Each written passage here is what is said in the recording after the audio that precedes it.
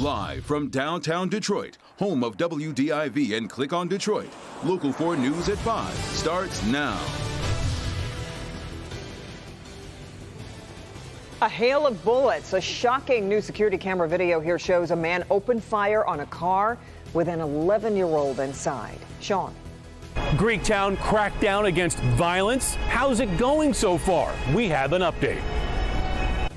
We're going to begin in Brighton, where police say a man has been shot and killed, and they say it was his own son who pulled the trigger. Topping our news today at 5, police spent hours today collecting evidence as the investigation into a motive in this case is just getting underway. It happened inside this home on Wood Lake, not far from I-96 and Lee Road. Our Victor Williams spent the day in the area as neighbors worked to come to grips with what happened.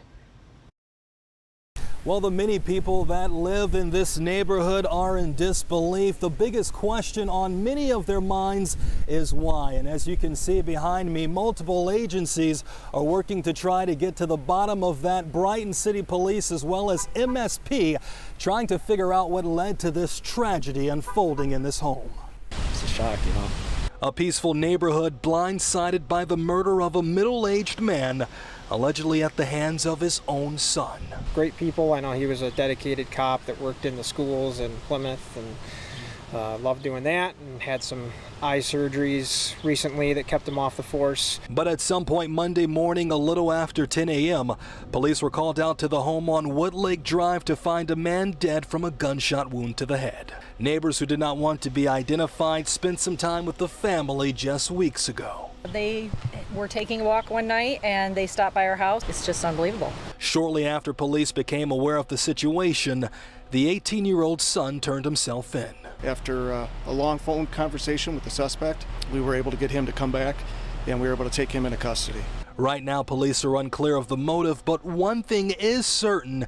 The teen just recently finished high school. His graduation photo's still on the front lawn. We're blurring his face because he's yet to be charged. Neighbor Gerard Page has teenagers of his own. He can't even fathom what happened inside of the home's four walls. I got 4 kids myself, and it's just, man, I can't imagine what's going on. And sadly, this was a tragedy that no one expected to ever happen in this area. It's a quiet neighborhood. Everybody knows everybody here. You always hate to see it so close to home. You know what happens, and it hurts everyone, but today it hurts us. And just a really horrible situation all around. Not only do you have one man that's now dead, but you have another life that will forever be changed. We'll keep you updated on any charges when they are filed. In Brighton, Victor Williams, Local 4. Yeah, just awful. Victor, I'm wondering who called 911? There was actually the teenage daughter who was home, the sister of the accused shooter. She heard everything, and she was the one to call 911. But it really shows you how this family is now torn apart. Yeah, just awful, awful. Okay, Victor, thanks. Well, our other top story tonight, chilling new security camera video shows a shooter open fire on a car with an 11-year-old inside. Here's a look at it. You can see a man getting out of a black Chrysler 300 and start shooting with some sort of assault weapon. We get to Priya Mann, who's live tonight to walk us through the video and what police have to say about it. Priya? Well, Devin, Kim, Detroit police say they were shocked when they saw this surveillance video and the gunman's complete disregard for human life. The shooting happened at St. Mary's and Plymouth on Detroit's west side. It happened on Father's Day, and now police are releasing the surveillance video, hoping someone will speak up. The video is hard to watch. This was on Father's Day. The 11-year-old was with his father. Surveillance video shows a black Chrysler 300 slowly drive by an older model SUV.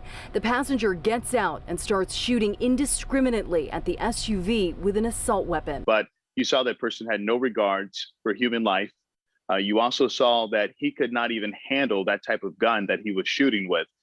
It's just horrific to watch the video. The gunman and a getaway driver take off as the SUV travels a few feet before coming to a stop. There were 4 people inside, including the 11-year-old boy. There are no words to describe these heinous acts. We're seeing children, who deserve a chance to grow up and go to school and do things.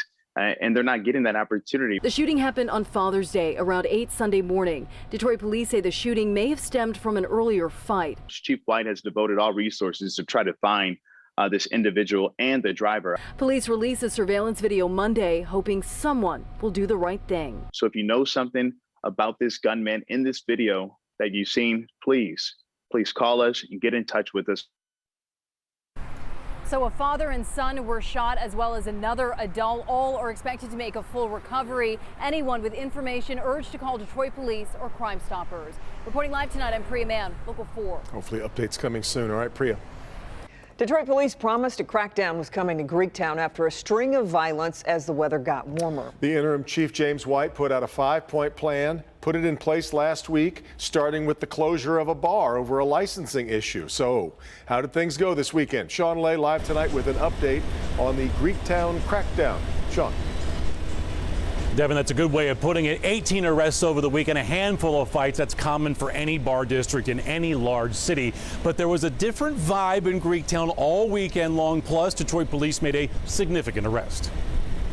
This is what Greektown and surrounding areas has looked like some nights over the past few weeks. Massive crowds and wild violence, fights, stabbings, overwhelming situations with Detroit police officers being knocked to the ground. This weekend, a much different feel to Greektown. We're taking the position that we want everybody to come to Detroit, have a good time, enjoy yourselves, but that we're not going to tolerate law breaking. That message was sent Friday when city building inspectors shut down a club called Mix. There was a critical stabbing there last week, and it was discovered that the club didn't have a business license. Teams of police and inspectors will visit dozens of businesses to make sure they are also up to code and make sure they are also providing security to not let things spill out into the streets out of control. Just making sure that they have a good plan and that they're executing their part of the plan, and we'll execute ours and keep everybody safe. Out of the 18 arrests this weekend in Greektown, one significant felony arrest we're learning of. The ATF had a warrant out for a man who then committed a street robbery, and DPD was able to take him off the street. He actually took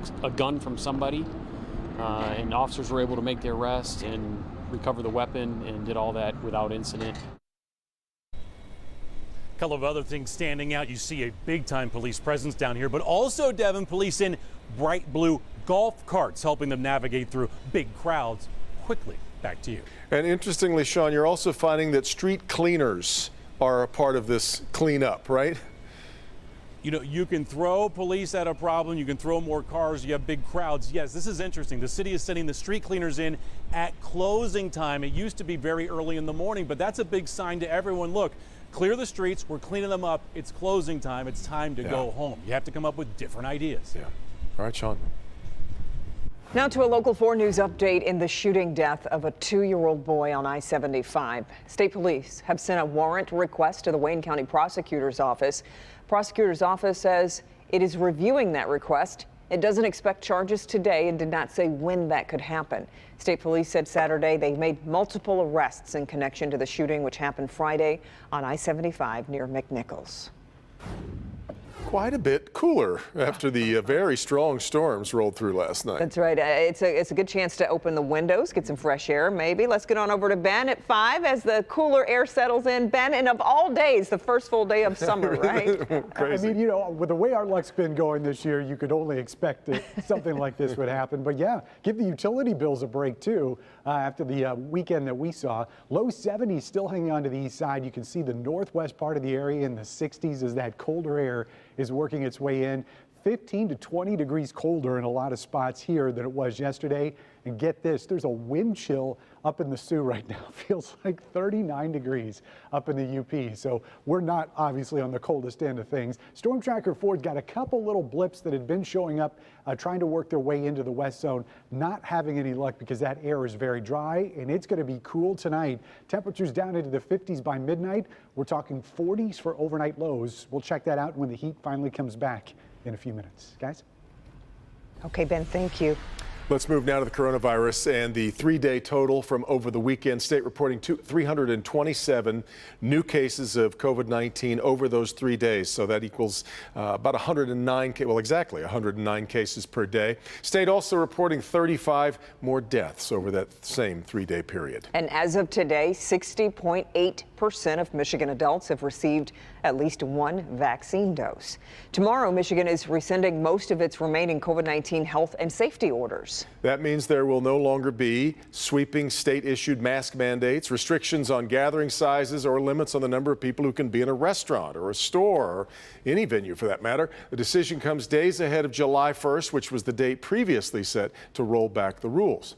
Canada easing travel restrictions for fully vaccinated Canadians and permanent residents crossing the U.S. border. They can now enter Canada without quarantining starting July 5th. Folks are required to show proof they've been fully vaccinated at least 14 days before entering the country. This does not apply to people in the U.S. Border travel restrictions between the U.S. and Canada have been extended another month to July 21st. All right, much more to come here on a Monday. Let's check in with Hank. A water problem causing big issues for this church. Leadership reaching out to help me, Hank, to get results tonight. I'm with DWSD, and we have important information for you. All right, Hank, also from robotic vacuums to wireless headphones. Ahead here at 5, a look at some of the top Prime Day deals and why it might not be a bad idea to check out other online retailers, too. Grant. The city of Royal Oak wants to change the way you feed the meter, coming up why they say it could net the city millions of dollars.